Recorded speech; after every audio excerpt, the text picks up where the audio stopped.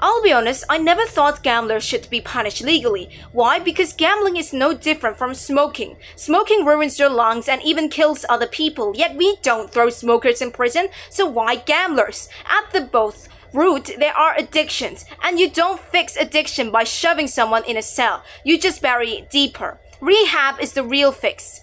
Addiction isn't just bad behavior, it's your brain rewired and it's not a choice. You wouldn't lock up a cancer patient, so why an addict? And let's stop pretending prison is some kind of cure. It's overcrowded, it's unsafe, and it's filled with violence. A gambler is not a murderer, so why treat them like one? This motion is urgent. Gambling is rising, yes, but even more dangerous is the lazy, throw them all in jail mindset. It dehumanizes people and oversimplifies the complex issues. You don't fix a car by locking it in a garage. That's why today we strongly support today's motion. For my first argument is about suppression towards marginalized communities. People who gamble rarely start for fun. They gamble to survive.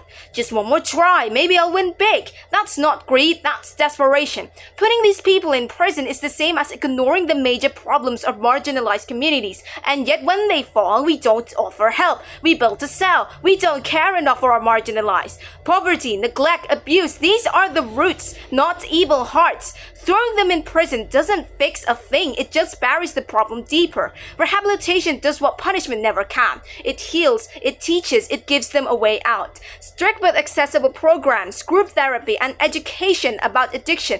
This is how you break the cycle. And after completion, participants are monitored for recidivism prevention. Prisons lock the doors while rehab opens it. Second argument is about how it does not bring justice to anyone.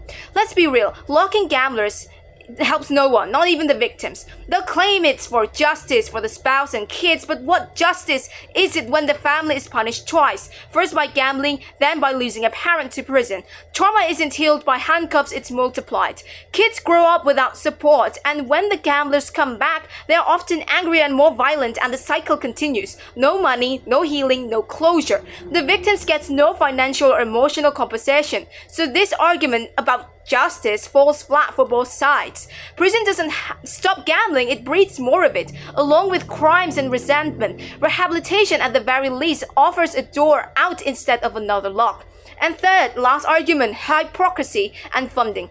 The irony, ladies and gentlemen, is in Indonesia, we still allow legal gambling. We want to fix gambling, yet we fund and support it. It's like giving a machine gun to a madman. And then we build prisons to solve this problem.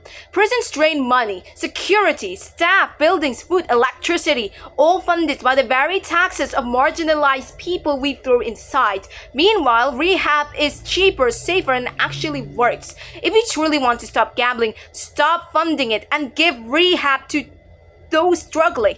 Anything else is a moral hypocrisy. Opposition would be a hypocrite and a self-defender of its own crimes.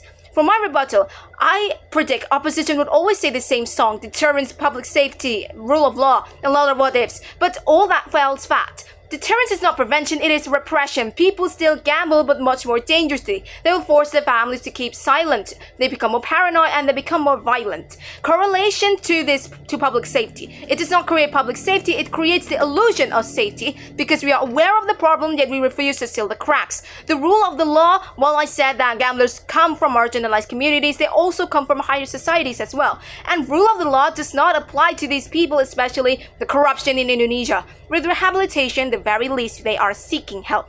So in conclusion, we defend this motion because gambling is not a crime, it's a mental health crisis. It's not just a caricature of a drunk father in a filthy apartment. Gambling cuts across every age, every class. These are people who are struggling, and as a society, our duty is to help them return to being functional and contributing citizen. Rehabilitation through detox, therapy groups, seminars reduces stigma, shame, and crime. It turns a vicious cycle into a chance of recovery. But if you oppose this, you're not protecting society, you're fueling the stigma, painting the victims as villains, and closing the door on people who could heal. We're not just debating about gamblers today, we're debating about how smartly a country solves a problem. The pro side chooses brains over brutality, solutions over symbolism, and progress over punishment. That is why today we strongly propose to today's motion.